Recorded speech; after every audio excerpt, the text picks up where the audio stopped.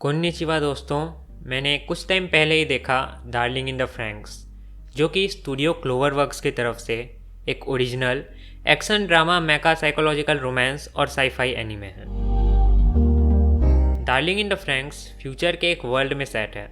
यहाँ पे humans magma energy का यूज़ करते हैं कई कामों के लिए, लेकिन इसी मैग्मा एनर्जी की तरफ अट्रैक्ट होते हैं ये मॉन्स्टर्स।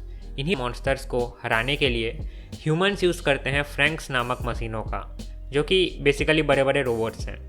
इन फ्रैंक्स को चलाते हैं चिल्ड्रन, जिनको शुरू से ही यही बताया जाता है कि उनका मकसद है सिर्फ फ्रैंक्स को चलाकर बाकी लोगों को बचाना। हर फ्रैंक्स को चलाने के लिए एक लड़के और एक लड़की की ज़रूरत पड़ती है, और इन दोनों के बीच का कनेक्शन जितना अच्छा हो उतना बेहतर है। इस शो का मेन कैरेक्टर हीरो किसी कारण से अपनी पार्टनर के साथ फ्रैंक्स को नहीं चला पाता, लेकिन तब वो मिलता है ज़ीरो टू नाम की एक पायलट से, जिसके अंदर उन मॉन्स्टर्स का भी खून है। एंड गेस व्हाट, वो ज़ीरो टू के साथ मिलकर फ्रैंक्स फाइनली चला पाता है। लेकिन आज तक ज़ीरो टू के जितने भी को पायलट्स हुए हैं, वो सभी 3 बार उसके साथ फ्रैंक्स चलाने के बाद नहीं बचे। क्या हीरो के साथ भी ऐसा ही होगा या नहीं? यही क्वेश्चन के साथ डार्लिंग इन द फ्रैंक्स की स्टोरी आगे बढ़ती है। फर्स्ट हाफ में इसकी स्टोरी बहुत ही आराम से आगे बढ़ रही थी। हमें स्टार्ट में इसके वर्ल्ड के बारे में बहुत कम इन्फॉर्मेशन दिया जाता है, और ये सीरीज़ हर एपिसोड के साथ थोड़ा थोड़ा इसके वर्ल्ड के बारे में रिवील कर रही थी। ये मुझे थोड़ा स्लो लग रहा था, लेकिन मैं फिर भी क्यूरियस था ये जानने के लिए कि इसका वर्ल्ड कैसा है और आगे क्या होगा। लेकिन सेकेंड हाफ में जो भी इनका फाइनल मिशन होता है, उसके बाद इस सीरीज़ में कहाँ पे क्या हो रहा था कुछ समझ नहीं आ रहा था। यहाँ पे इन्होंने जो भी इन्फॉर्मेशन दिया है, पहली बात तो उसको अच्छे से एक्सप्लेन ही नहीं किया। बस इन्फॉर्मेशन हमें देना है तो दे दो टाइप से किया। और वो इन्फॉर्मेशन देने के बाद भी, इस सीरीज़ के एंडिंग के बाद भी, मेरे माइंड में कुछ क्वेश्चंस हैं जो इस सीरीज़ ने मुझे आंसर नहीं किया।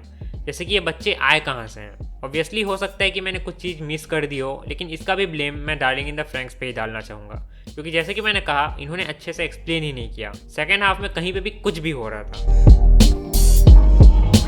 I don't know what should be the exact word here, लेकिन इसमें जितने भी इमोशनल सीन्स या किसिंग सीन्स थे, मोस्ट सीन्स वेयर ब्लैंक। उन सीन्स को देखकर कुछ इमोशन प्रोड्यूस नहीं हो रहा था। किसेस फेल्ट लाइक बस किसी को सांस की कमी हो रही है तो उसको सांस दे रहे हैं। डार्लिंग इन द फ्रैंक्स ने अपने मोस्ट इमोशनल सीन्स को अच्छी तरह से हैंडल नहीं किया है। कई ऐसे एनीमे हैं जिनके फर्स्ट एपिसोड से ही, मतलब जब हम कैरेक्टर से बहुत कम कनेक्टेड होते हैं, तब भी उनके इमोशनल सीन्स देखकर हम इमोशनल हो जाते हैं। लेकिन डार्लिंग इन द फ्रैंक्स के लास्ट एपिसोड्स में भी मुझे कोई वैसा इमोशन फील नहीं हुआ। तो इस शो में जब भी फाइट्स होते थे तो उसको कौन जीतेगा उसका कोई लॉजिक नहीं दिया जाता था। बस अचानक किसी को कुछ एहसास होता है और वो इजीली जीत जाते हैं, और ये चीज़ लास्ट एपिसोड्स में तो और ज़्यादा थी। तो इस शो के लगभग सभी फाइट्स में मुझे कोई मज़ा नहीं आया।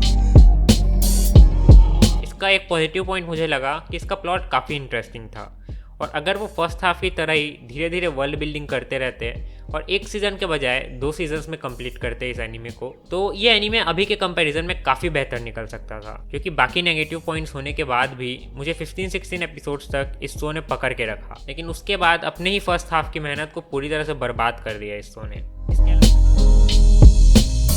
इसके अलावा डार्लिंग इन द फ्रैंक्स का आर्ट स्टाइल मुझे अच्छा लगा, और ज़ीरो टू का हेयर कलर भी, पता नहीं क्यों, लेकिन मुझे ये पिंक कलर कुछ ज़्यादा ही पसंद है। ओवरऑल ये शो मुझे पसंद नहीं आया, क्योंकि ending of the series is very important. Generally ending के मोमेंट से ही हमारा किसी चीज़ के ऊपर ओपिनियन बनता है, और लास्ट एपिसोड्स में इस शो ने पूरी तरह से खुद को तबाह कर दिया है। अगर आपको एक एवरेज स्टोरी देखनी है तो आप इसको देख सकते हो, लेकिन अब अगर मुझे चॉइस दिया जाता कि मुझे इसको देखना है कि नहीं, तो मैं इसको देखना नहीं चाहूँगा। And that's all for this one. Thanks for watching.